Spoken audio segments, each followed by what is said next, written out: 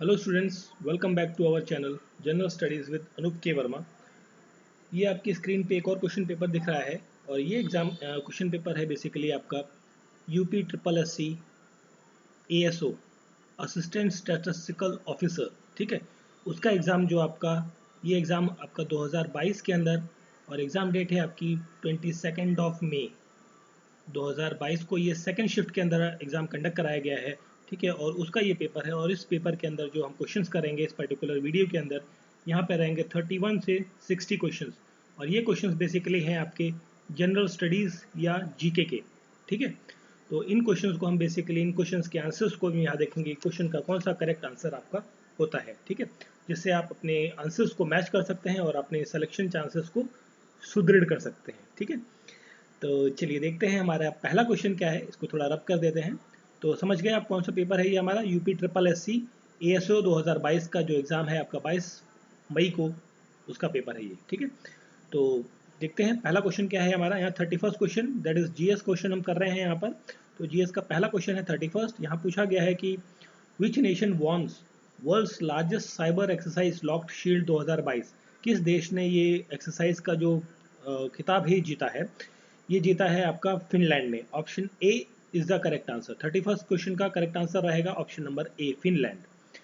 फिर हम बात करते हैं 32 क्वेश्चन की। तो यहाँ पे देखिए 32 क्वेश्चन में पूछा गया है कि रॉबर्ट गोलोब ये जो हैं ये रिसेंटली इलेक्ट हुए हैं प्राइम मिनिस्टर किस देश के।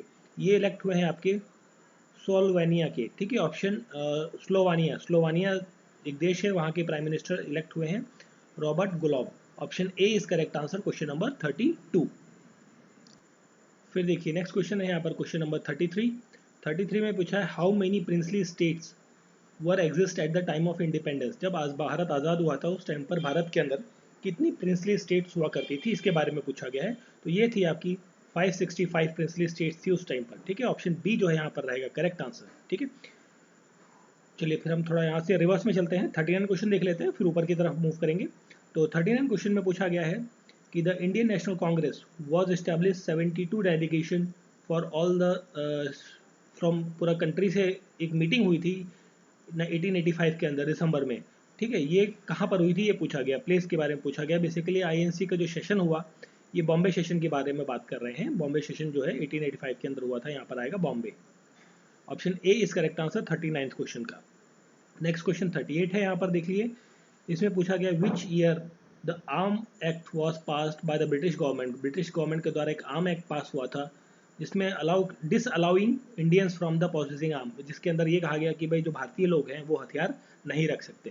तो ये एक्ट आया था बेसिकली 38 क्वेश्चन का करेक्ट आंसर इज 1878। ठीक है, option A is correct answer 1878।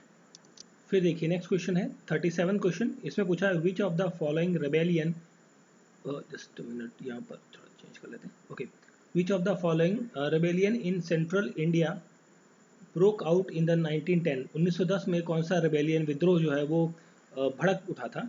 तो वो था आपका बस्तर का विद्रोह। ऑप्शन बी जो है यहाँ पर रहेगा करेक्ट आंसर। थोड़ा सा ब्लर दिख रहा है आई थिंक, मेरे पास जो पेपर आया थोड़ा सा इसी टाइप में है, थोड़ा सा विजिबिलिटी क्लियर नहीं है, तो कोशिश कर रहे हैं पढ़ने की। ठीक है, तो 37 क्वेश्चन का करेक्ट आंसर है option number B. Next question 36 की हम बात करें। The language likely to be spoken in the Chera kingdom of Mahodayapuram. Mahodayapuram जो है वहाँ पर जो कौन सी भाषा बोली जाती थी चेरा किंगडम के दौरान, तो वो वहाँ पे मलयालम बोली जाती थी। ऑप्शन ए जो रहेगा वो क्या रहेगा, करेक्ट आंसर रहेगा यहाँ पर। फिर देखिए नेक्स्ट क्वेश्चन 36 हो गया हमारा। 35 क्वेश्चन की बात करते हैं। In which year the industry policy resolution was adopted. देखिए पहली जो भारत की इंडस्ट्री पॉलिसी हुई थी वो अनाउंस की गई थी कि भाई 1948 को अनाउंस की गई थी। ठीक है, बट इनेक्ट की पूछा गया है कि कब से वो अडॉप्ट, मतलब ये अनाउंस किया कि भाई हम ऐसी कुछ पॉलिसी लाएंगे, ऐसी बात चली, बट इसको अडॉप्ट कर लिया गया फाइनली 1950 में। ठीक है, तो करेक्ट आंसर रहेगा 1950, 1950। नेक्स्ट क्वेश्चन 34 है। The first complete modern synchronous, देखिए सेंसस की बात कर रहा है, जो जनगणना होती है ब्रिटिश गवर्नमेंट के दौरान कब जो है पहली जनगणना हुई थी, देखने को मिली थी। ये हुई थी आपकी 34th क्वेश्चन का करेक्ट आंसर रहेगा 17 फरवरी को हुई थी, 17 फरवरी 1881 को। ठीक है, तो ऑप्शन ए जो है यहाँ रहेगा correct answer. Option A 1881 is correct. फिर देखिए नेक्स्ट क्वेश्चन है क्वेश्चन नंबर 38 39 तक हो चुका था हमारा, बॉम्बे वाला लास्ट था। 40th क्वेश्चन में पूछा गया है कि 1919 के अंदर 1919 के अंदर Gandhi ji gave up a call for the satyagraha against dash, मतलब किसके विरुद्ध जो है गांधी जी ने एक आंदोलन की बात करी, एक विद्रोह की बात करी, जिसके तहत जो है वो फंडामेंटल राइट्स जो है वो इंसानों के वो कुचले जा रहे थे, रौंदे जा रहे थे। ठीक है, तो वो था आपका रॉलेट एक्ट। ऑप्शन ए जो रहेगा यहाँ पर वो रहेगा करेक्ट आंसर 44वें क्वेश्चन का, ऑप्शन ए रॉलेट एक्ट।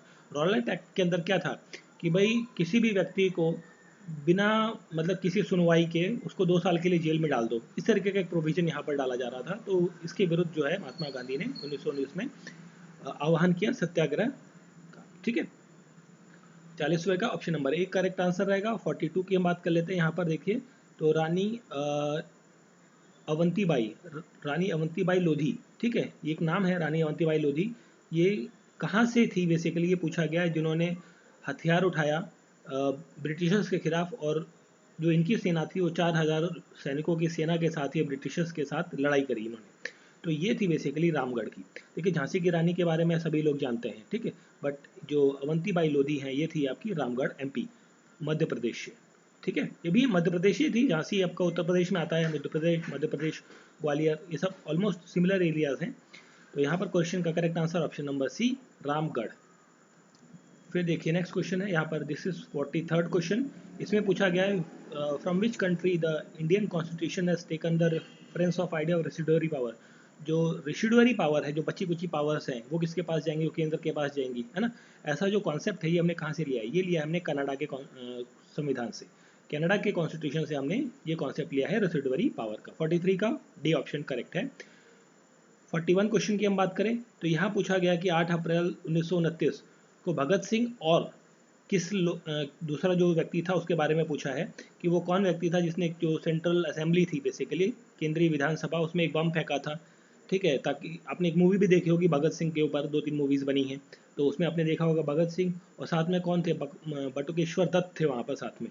ठीक है, ये दोनों लोग गए थे जिन्होंने एक बम फेंका था असेंबली के एक सेंट्रल हॉल में, उसके बाद फिर उन्हें अरेस्ट कर लिया गया था। तो वो कौन थे, सेकंड ऑप्शन पूछा है भगत सिंह और साथ में बी के दत्त, बकुटेश्वर दत्त। ठीक है, बी के दत्त, ऑप्शन सी जो है रहेगा करेक्ट आंसर 41st का।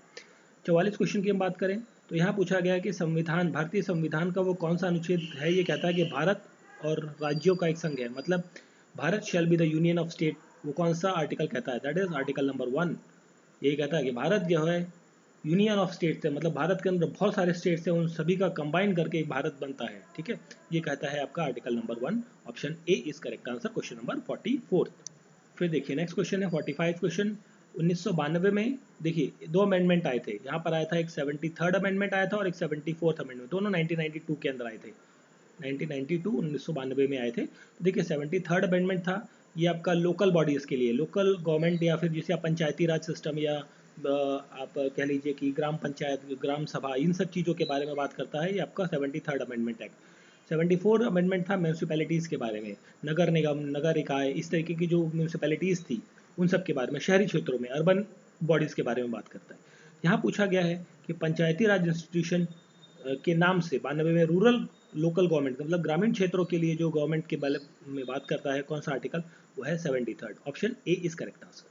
ठीक है, option A is correct answer. फिर देखिए नेक्स्ट क्वेश्चन है जब हम व्हेन वी प्रोड्यूस शुगर और गुड़, जो गुड़ होता है ना, गुड़ शुगर से बनता है, आप लोगों ने खाया होगा डेफिनेटली, सभी ने यूज़ किया होगा। तो जो शक्कर है या गुड़ है, इसका जब हम प्रोडक्शन करते हैं तो एक इंडियन इकोनॉमी के अंदर वो किस टाइप का सेक्टर होता है। देखिए इंडियन इकोनॉमी के अंदर एक ये 3 टाइप के सेक्टर देखने को मिलते हैं। प्राइमरी सेक्टर वो होता है जो डायरेक्टली कृषि से जो एग्रीकल्चर बेस्ड होता है, मतलब जो खेती करते हैं, that is related with the primary sector. Secondary sector जो होते हैं जो एग्रीकल्चर प्रोडक्ट है उसको मैन्युफैक्चर करने का काम करते हैं, मतलब जैसे एक किसान है, किसान क्या करता है, आपका गेहूँ उगाता है, गेहूँ से फिर उसको आटा बना के उसको पैकेजिंग करके मार्केट में सेल करने वाला काम जो है वो कौन करता है, सेकेंडरी सेक्टर करता है। और फिर टर्शरी सेक्टर क्या करता है, सर्विस प्रोवाइड करता है कि भाई जो आटा मैन्युफैक्चरर ने बनाया उसको डिफरेंट डिफरेंट लोगों तक पहुंचाना, मार्केट बनाना, सेल करना, वो सब काम करता है टर्शरी सेक्टर। तो ये आता है आपका शुगर प्रोडक्शन या गुड़ का प्रोडक्शन आपका किसमें, सेकेंडरी सेक्टर में। ठीक है, सेकेंडरी सेक्टर मतलब मैन्युफैक्चरिंग सेक्टर होता है आपका, option A is correct answer 46 का। नेक्स्ट है 51 क्वेश्चन देख लेते हैं यहाँ पर। इसमें पूछा dash is found in which over the Indian continent, सब कॉन्टिनेंट के अंदर। देखिए यहाँ पे पूछा कौन सा क्लाइमेटिक जोन जो है वो इंडियन सब कॉन्टिनेंट में भी देखने को मिलता है, north eastern part of south America में और नॉर्थर्न ऑस्ट्रेलिया में। इन सभी जगहों में एक तरीके का जो क्लाइमेट है वो देखने को मिलता है। वो कौन सा है? वो है आपका option A is correct answer, tropical monsoon climate. उष्ण कटिबंधीय मानसून जलवायु जो है ये आपका इन सभी एरियाज में देखने को मिलता है। Option number A is correct answer. ठीक है, फिर देखिए नेक्स्ट क्वेश्चन है, tax on import is an example of. Import पर जो टैक्स होता है वो किस टाइप का एग्जांपल है? That is the trade barrier. Trade barrier का एग्जांपल होता है। ठीक है, जो सामान आप विदेशों से मंगाते हैं उस पर जो टैक्स लगता है that is called as trade barrier. ठीक है, नेक्स्ट है 47 का option C is correct answer. 48 की हम बात करें कि ट्रॉपिक ऑफ कैंसर जो है डज नॉट पास थ्रू। देखिए ट्रॉपिक ऑफ कैंसर कहाँ कहाँ से पास होती है ये आपको सभी को पता होगा। एक तो राजस्थान, राजस्थान के बाद सॉरी पहले हम बात कर लीजिए गुजरात, गुजरात से चालू करते हैं। गुजरात, राजस्थान, एमपी, छत्तीसगढ़, झारखंड, वेस्ट बंगाल, त्रिपुरा और मिजोरम। ठीक है, ये कितने हो गए? ये 8 स्टेट से पास होती है आपकी ट्रॉपिक ऑफ कैंसर। यहाँ पर देखिए कौन सा ऑप्शन नहीं है, that is the Orissa. Orissa से पास नहीं होती। ऑप्शन सी जो है यहाँ पर रहेगा करेक्ट आंसर इस क्वेश्चन का। ठीक है, 48 क्वेश्चन का correct answer option number C. और फिर हम बात करते हैं 52 क्वेश्चन की। 2004-2005 के अनुसार जो है हाईएस्ट पॉपुलेशन ग्रोथ आपको किस कॉन्टिनेंट में देखने को मिली है, किस महाद्वीप के अंदर? वो है एशिया के अंदर। एशिया के अंदर सबसे ज़्यादा पॉपुलेशन ग्रोथ देखने को मिली है 2004-5 के दौरान में। ठीक है, नेक्स्ट है asset turns red litmus paper into which colour. जो एसिड होता है, एक रेड, अपने फिजिक्स केमिस्ट्री में एक प्रैक्टिकल किया होगा स्कूल टाइम में। ठीक है, 10th 9th में 9th में भी कराते हैं, 11th 12th में भी होता है ये टेस्ट आपका, कि ब्लू लिटमस पेपर होता है, उस पर जब एसिड डालोगे तो वो क्या बन जाता है? रेड कलर का हो जाता है। Option C is correct answer, red colour में कन्वर्ट हो जाता है वो। फिर देखिए next question, highest peak of western Ghat. Western Ghat का सबसे हाईएस्ट पीक कौन सा है? देखिए वो है आपका अनाईमुड़ी। अनाईमुड़ी जो है वो सबसे हाईएस्ट पीक है आपका वेस्टर्न घाट का। और दोदा बेटा आपका ईस्टर्न घाट में आपका हाईएस्ट पीक या महेंद्रगिरी आपका पड़ता है। ठीक है, 49 क्वेश्चन का correct answer option number A. 54th question की हम बात करें, यहाँ पर यूनिट ऑफ वेवलेंथ पूछी है। यूनिट ऑफ वेवलेंथ क्या होती है? That is metre. मीटर में नापा जाता है उसे। Option D is correct answer. Next है डिटर्जेंट क्या होता है? डिटर्जेंट बेसिकली सर्फेक्टेंट होते हैं या मिक्सचर ऑफ सर्फेक्टेंट होते हैं आपके। Option A is correct answer रहेगा यहाँ पर, सर्फेक्टेंट। 55 का option number A is correct answer. 50 question की हम बात करें, 50 नंबर क्वेश्चन की, what is the tectonic plate that lies between the Asiatic and Pacific plate. Pacific plate और एशियाटिक प्लेट के बीच में कौन सी टेक्टोनिक प्लेट लाइज करती है? वो होती है आपकी Philippines plate. Philippines plate, option D is correct answer. फिर देखिए नेक्स्ट क्वेश्चन, 56 क्वेश्चन है यहाँ पे। तो 56 क्वेश्चन में पूछा गया है कि the blue colour in the sky. देखिए blue colour in the sky आपको किस तरह से देखने को मिलता है? देखिए इसके अंदर एक और रीज़न है कि ये तो फेनोमेना के बारे में बात कर रहा है। फेनोमेना के साथ में एटमॉस्फेयर के अंदर गैसेज है, डस्ट है बहुत सारा, तो उसकी वजह से आपको कलर्स देखने को मिलते हैं। और डस्ट और कलर है तो देखिए डस्ट और या गैसेज है उसके बीच से जब लाइट पास होगी तो वहाँ क्या आपको देखने को मिलेगा? दैट इज देखने को मिलेगा डिस्पर्शन ऑफ लाइट। तो क्वेश्चन का correct answer option number B, dispersion of light. ठीक है, नेक्स्ट है एक्सरे की खोज किसने करी थी? X ray was discovered by the William K Roentgen. Roentgen, ठीक है, रोनेटजन। ठीक है, option B is correct answer 57th question का। फिर देखिए नेक्स्ट क्वेश्चन है 58th क्वेश्चन। इसमें पूछा गया है which city to get country's first vacuum based sewer system in a public toilet. Public toilet के अंदर वैक्यूम बेस्ड सिस्टम जो है सिवर सिस्टम अप्लाई किया है किस शहर के अंदर? देखिए ये ताजनगरी, ताजमहल जो है ताजनगरी जिसे कहते हैं हम, आगरा। आगरा में ये चीज़ चालू की गई है। ऑप्शन सी जो है यहाँ पर रहेगा करेक्ट आंसर 58th क्वेश्चन का।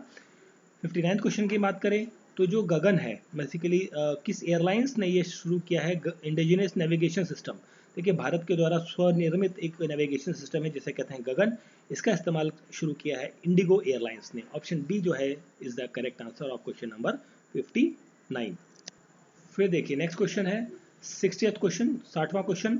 इसमें पूछा गया है who has been appointed as a new vice chairman of NITI Aayog इन अप्रैल 2022। 2022 में पिछले महीने आपके अपॉइंट हुए हैं।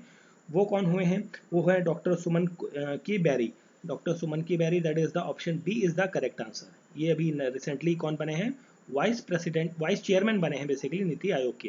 और एक्स ऑफिशियल चेयरमैन कौन होते हैं नीति आयोग के? वो होते हैं आपके प्राइम मिनिस्टर, जो करंट सिटिंग प्राइम मिनिस्टर होते हैं। ठीक है, और इससे पहले नीति आयोग किस नाम से जाना जाता था? प्लानिंग कमीशन के नाम से। और 2015 से ये नीति आयोग बन गया है आपका। ठीक है, तो ये थे बेसिकली 31 to 60 जीएस के क्वेश्चंस, जीएस या फिर आप कह लीजिए इसे जीके और करंट अफेयर के क्वेश्चंस बेसिकली मिक्स थे सारे, ठीक है। और आई होप सो मैंने कोशिश करी है कि पूरे जितने भी 30 क्वेश्चंस के आंसर आपको दिए हैं सारे सही हों, ठीक है। अगर ये वीडियो अच्छा लगा है तो प्लीज़ लाइक करें, सब्सक्राइब करें और बेल आइकन ज़रूर प्रेस करें, और अपने फ्रेंड सर्कल में जिन लोगों ने पेपर दिया है, नहीं भी दिया है, उन सब के बीच में सर्कुलेट करें। मिलते हैं नेक्स्ट पार्ट के साथ में या नेक्स्ट वीडियो के साथ में। Thank you for watching.